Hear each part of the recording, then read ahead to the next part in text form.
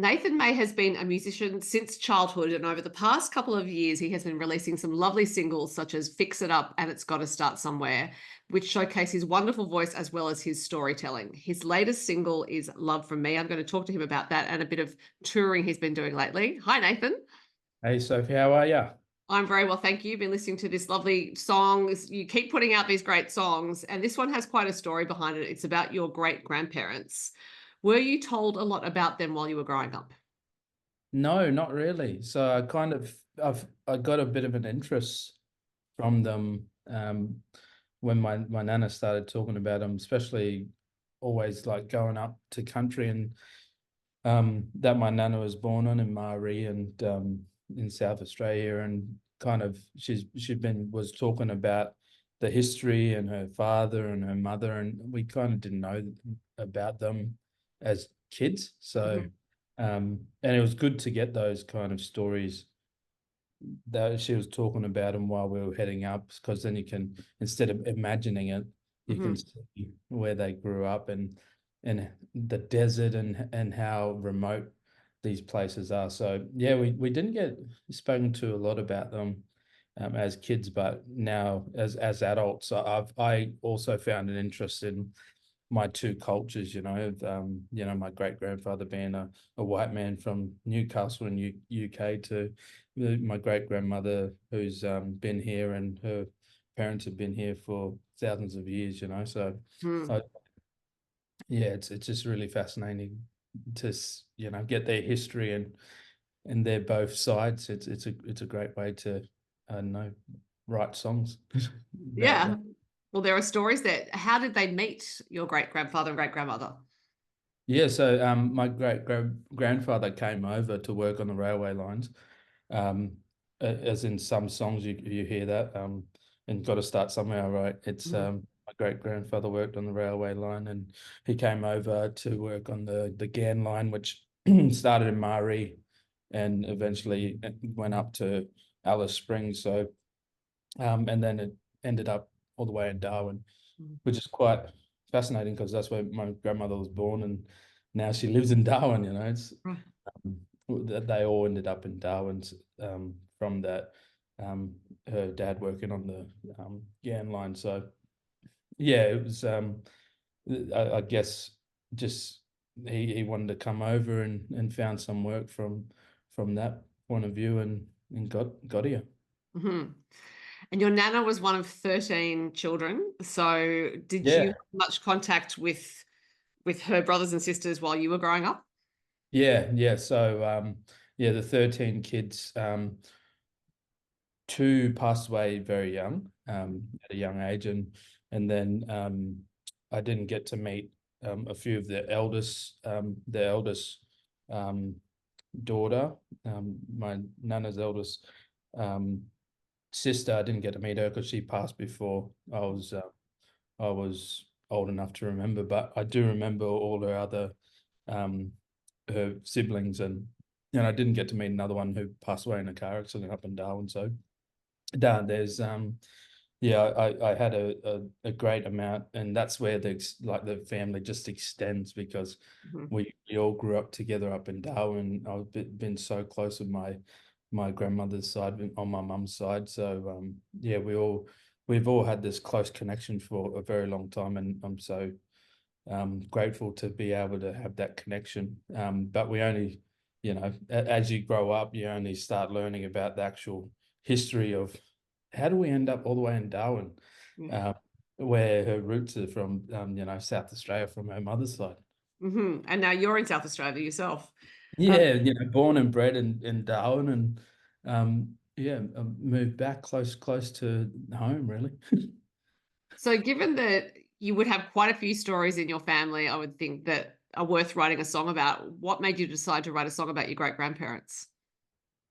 Yeah, I started seeing a lot of things on social media. I guess we all get kind of influenced from a lot of things, stories you see. And I remember seeing a story about um, this African American um, bloke and a white woman together, and all this really hard life that they had. It was kind of like a interview series, and obviously he was a part of the war and went over to war and came back, and so all this story inspired me, and I was like, oh well, I got that in my family, and so I started asking my nana questions, and obviously she was talking to me a lot about how they were together and had all these children. I thought, wow, that's surely something's happening here to have that many kids back in those days. So yeah, I started asking questions, and I just wanted to write about it because I feel like that's a lot of my friends and family. We all, it's not about color, or it's we all coming together and finding love for each other, whether it's like real close love, but I love all my friends and family in with all different cultures, and I think that was one of the main things that I wanted to write about, and especially because back in those early days there would have been a lot of that judgment on both sides, Yeah. because it was early days, it was black and white. Mhm. And like my great grandmother had to have a white card, they called it, because she was with a white man to get Right. into a pub, you Right. know. So those are the kind of things that I thought, they stuck together for so long, and all this stuff would have been happening and all this pressure, and so I just thought, I'd wanted to dedicate it, especially to my great grandmother. Yeah. I thought, yeah, I want to get a song out for her. Yeah, and 13 kids. And because the risk, of course, in those days was that you would lose some young because the conditions were not as they are now with medical care. Yeah, and obviously she was a formidable person. Yeah, yeah, and I just thought, to be that strong, having 13 kids, um, to even see my partner go through having one kid was, hectic. So no, 13. Yeah, so that was kind of the gesture, was to dedicate a song to her, and her dedication to her family. How did your nana feel about you writing this song? Yeah, she didn't even know about it, and then and then I said, "Oh, have you heard this? Have you heard my new song?" And um, it was quite funny. And then she did hear it, and she loved it. But yeah, I was pretty lucky enough to go up to where she was born and where to my great grandmother was born, and I performed the song out there and I think that was the first time she actually heard it properly. So yeah, it was a great kind of moment, because she also got to speak on behalf of her mother and like her culture and on that country, and it was pretty amazing. So I just love writing these awesome songs to acknowledge, my grandmother, my great grandparents, Hmm. um, for the struggle that they would have went through in those days. Yeah. And also building your own story, I guess. This is your, going from the generations back, because as you said, in It's Got to Start Somewhere, you reference your great grandfather as well. But I was laughing at the idea of your grandmother realizing that her grandson had launched a sneak attack basically to get information out of it to write a Yeah, song, and yeah, then gone, here's the song. yeah. Well, it kind of, that's how, and that's how I went back and forth when we was actually writing the songs. When I was writing the songs, with just to make sure we got the right info, because you didn't want to be putting lies out there. Now, you wrote But the song with the wonderful Kevin Bennett, known as KB, who is such an esteemed songwriter and also esteemed co-writer with people. Was this the first song you wrote together? no, it wasn't. Yeah, I got together with KB and Gillard um in 2021, just before my son was born, and I just wanted to go over and write some songs, and Gillard set up a session with um Luke O'Shea, which we wrote the song It's Got to Start Somewhere, with Colin Buchanan. who we wrote a few songs in that kind of session and ideas, and that haven't been released yet, and also a song with KB that was reference to Darwin, so which hasn't been released yet. And I started writing this song kind of just after I got back from Sydney, and had the sessions of with those three awesome writers, and I was like, man, this song has potential, and I feel KB would really feel attached, or have a connection to it. Mhm. And so I sent it to him, and he loved it, and we finished it off. It was great because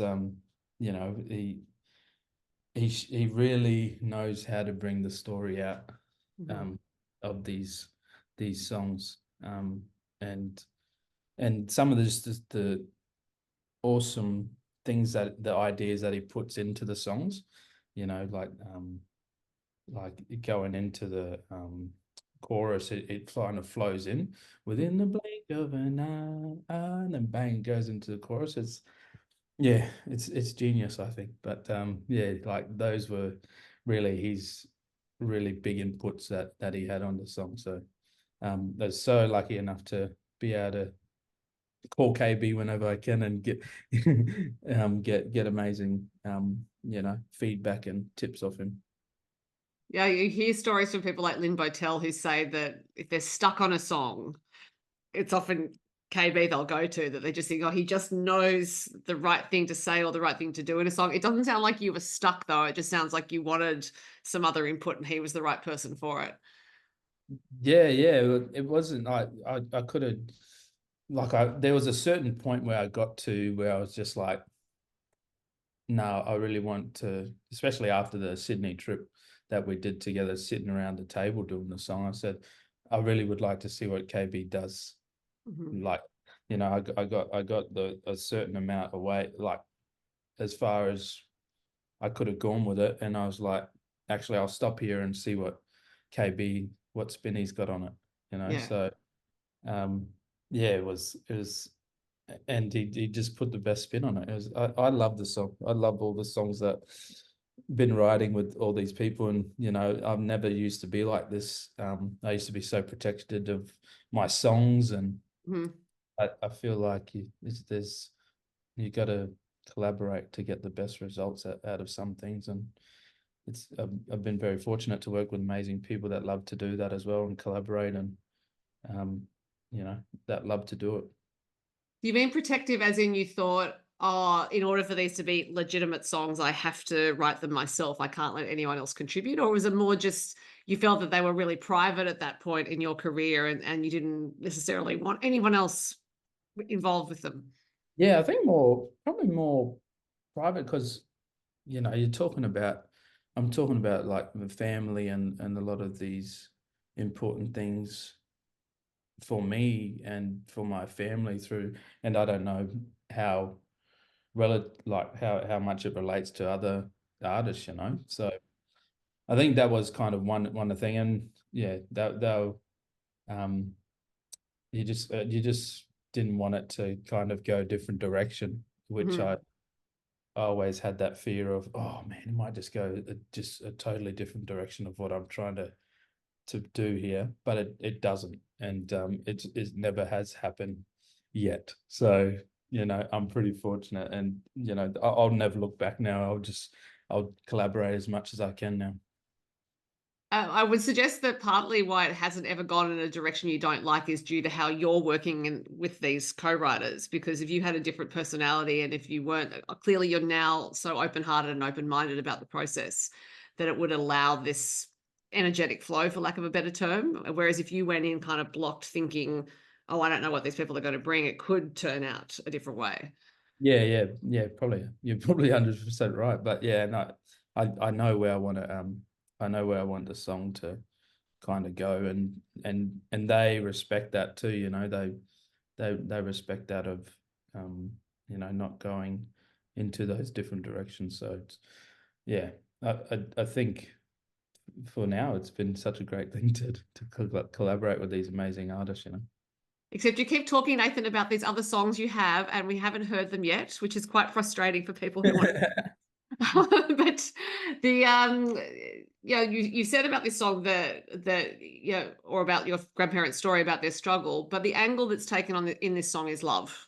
It's in the title. It's throughout the song. It's also in how you sing it. And you talked about the angle that KB took on the song. Was that the angle he brought to it, or did you already have that in it? No, I had it. I had it in it.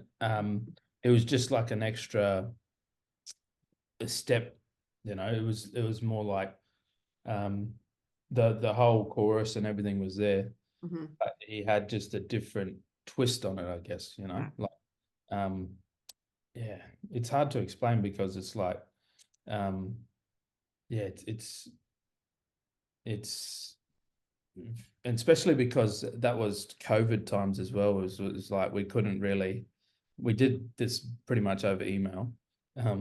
So it was kind of a tricky thing, but it was like just a couple of phone calls and, you know, strum it out. Yeah. And then we kind of was like, yep, this is it, you know. Yeah. And even like, because when we wrote the song, it was purely just playing it, singing it. And then, you know, we gave it to Gillard, you know, James produced the song, and then it just made everything more clear of the whole story, you know. And one thing I do credit to James Gillard is that he never takes the story, or like he never makes the music more powerful than the story. And I think and that's another reason I like to work with these people, because it's all about the story, it's all about the lyrics, it's all about how people are feeling after they listen to the lyrics, you know. It's so yeah, I think that's why I love working with them as well, because they're just so good at it. I would also think that James Gillard knows not to get in the way of your voice. I mean, Yeah, it's your yeah, delivering the story, but also the quality of your voice. It's like, well, get out of the way of that and let that shine. So he is doing the right thing as a producer. And speaking of your voice, when you go to record this song or any song that's so personal, I would imagine it's hard to step back and be the singer and interpret the song the way you might if it was someone else's story. Is that the case? yeah. Yeah. Well, yeah, well, like, I mean, we had different ideas of, like, it's all about workshopping really. The songs that they tend to, you know, when you start recording it and fleshing it out, it's there. You don't really worry about too much of the phrasing and stuff.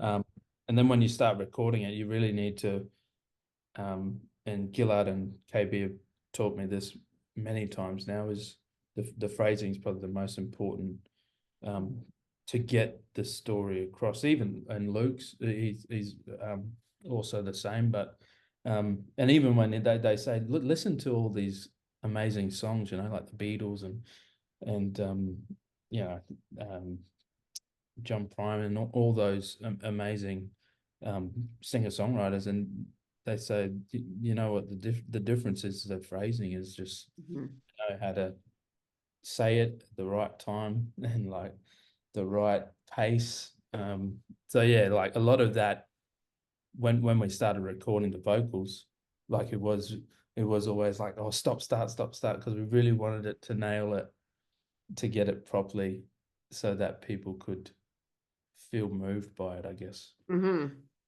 Yeah, and there is, as I said, there's love in the way you deliver it. There's also respect, and there's almost a lullaby quality to your voice. It is this really gentle, rocking vocal. Yeah. But you do have a special guest on the song in the form of Troy Cassar-Daley, who contributed a guitar solo. How did that come about? Yeah, we was talking, me and like James was talking. I said, oh, he was looking at guitar, you know, people who can play guitar, and you know, he named a few suggestions, and I said, oh man, seeming that the song was kind of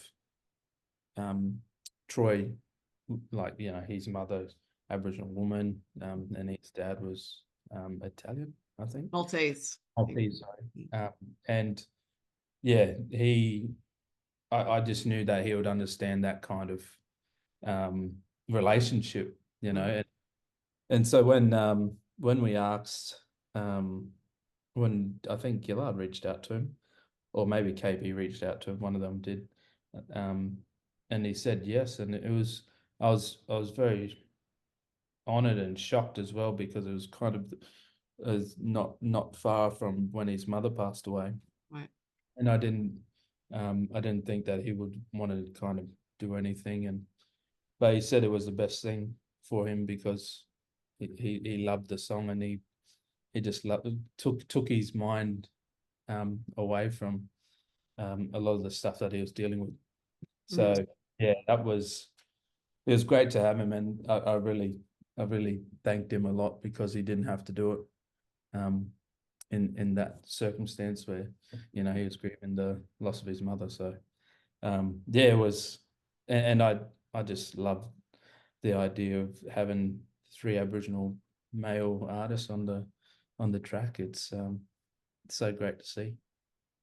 It is indeed, and it would have been a great track without Troy, but it is a great guitar solo, and a lot of people, I think, forget that he is a fantastic guitarist, quite apart from Yeah, the yeah. he does. And that's why I was like, yeah, I've seen Troy shred a guitar and seen him play. He's amazing guitarist, and so it was like a perfect match. It was like, and when I first heard it, I was like, whoa, this is good. This is good.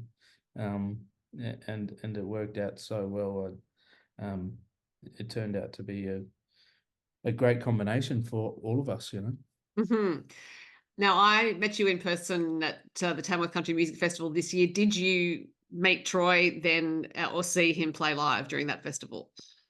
Yes, I went to his show. I seen his show. I'm actually catching up with him next weekend. He's doing his tour here in Adelaide. Um, so you know, be able to catch up with him and have a proper sit down and a coffee, and you know, talk to him about some of the stuff that I've got in the pipeline as well, and get some advice. He's always been a great, you know, he's not officially a mentor or whatever, but you know, he's always reached out. When I've reached out to him, he's always come back and give me some pointers. So you know, and I feel like the country scene is all about that. Like everybody's always willing to help out and really connect with each other, you know, and like that. I did a pop course for years, and nobody really likes sharing songs, but All right. I feel like country, like everybody likes sharing songs and getting feedback, and you know, I just it's been an amazing, you know, it's been a wild ride for the last couple of years. So, and that was my first Tamworth, going to Tamworth. You know, it was such a great trip to get a kind of feel of how it is. So, yeah, looking forward to the next year as well in Tamworth. But yeah, Matt Troy's. And I watched Troy get up and shred with KB, so that was pretty good too. Yeah. Yeah. So when I saw you, sorry, go on. What did you say? As everybody, KB just pulls everybody out of the crowd, you know. So Yeah, right. Yeah, because he he was knows like, everybody. yeah, and he's like, "Be ready." I said, "No, don't pull me out. I'm just coming here to just check it out. All right, don't pull me up." So I'm glad he. Except you were pulled out by Luke O'Shea. That's when I saw you. You were at Luke's, Yes. and yeah, I think you'd not long arrived in town, and basically it was on the stage you go. Yeah, yeah, that was I think that was the day of. I just got in, and you know, but that was a good gig, and it was great to see actually Luke in action, because I got him up in Adelaide here once when he was just here for like a trip, and he's like, "Oh, I'll just come and watch you play," and then I was like, "Oh, everybody, Luke O'Shea's here, so I want to get him up," so he kind of got me back, I think. Yes, he can be a bit cheeky like that. Now, you talked about Troy being on tour. You have been on tour in Europe for a little while. What were you doing over there?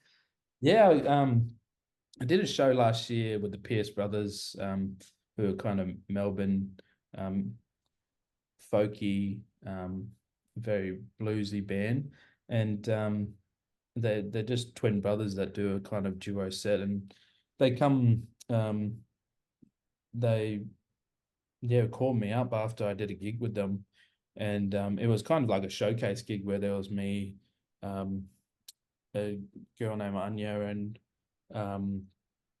the Pierce brothers, and I said, "Oh, if you need any help with any like the stuff you come in to Adelaide, or I'm happy to help out supporting whatever." And they said, "Yeah, no worries."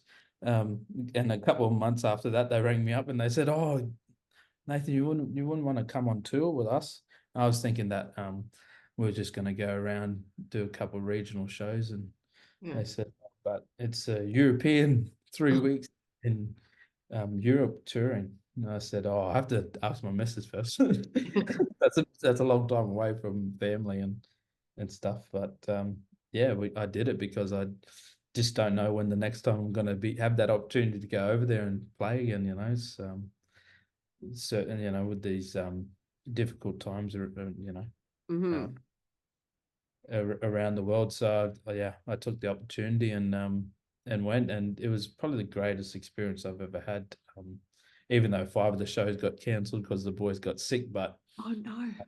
yeah, but I got to experience actually what um how great live music scene is over in Europe. Hmm. Such a you get treated over there like an actual rock star. Yeah. So We how do many countries did you go to? um went to so we went Germany, um, Netherlands, UK, and um, Berlin. Berlin? Yeah, I can't remember because You, yeah.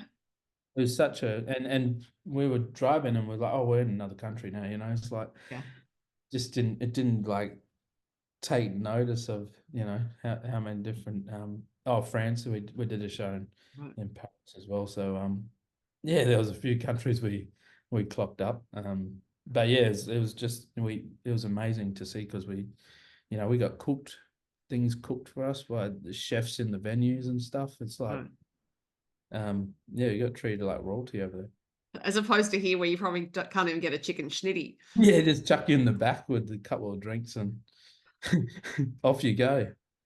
Yeah, I don't know whether it's some kind of thing about, oh, you're not special just because you got a great voice or whatever, but it should be revered, and the Europeans have it right. And I also tend to think, they've been having live music for a while. Maybe that's centuries. Maybe that's what it is. Maybe they just have it more embedded in their culture.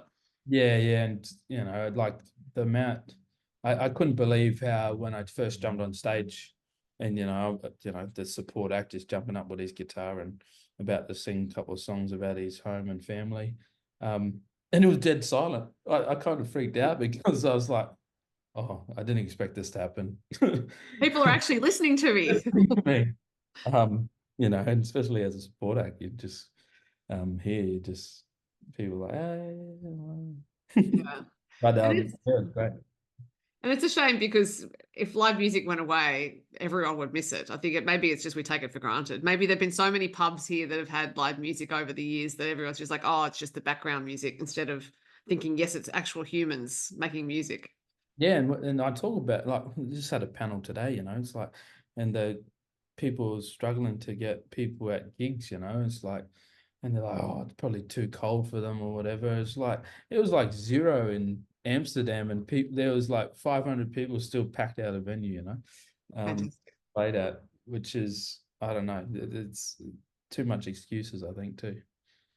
I think there's something in that. Now, it wasn't only Europe you were in, because you also played in Hawaii, which is part of the United States of America, but always feels like it's a separate country. Yeah. So, what were you doing in Honolulu? Yeah, there was a Pacific Island conference that was called FestPac. It was the 13th conference, like the event they've been running for a number of years. It only happens every 2 years, and so got over there to with the delegation. About 70 of us Aboriginal and Torres Strait Islander um, crew went over from Australia and represented, and there was a bunch of fashion. It was all about, um, showing off your culture and showing off different art forms, you know, when it was like visual arts and Mhm. music and dance. So we got to go over and play over there for a whole bunch of different you know, countries, Samoa, Tonga, you know, Papua New Guinea, um, New Zealand, they were there as well. So um, yeah, it was such a great way to get more music out and Mhm. more exposure to different places, which I'm all about these days. Did you say 70 as in 70 people?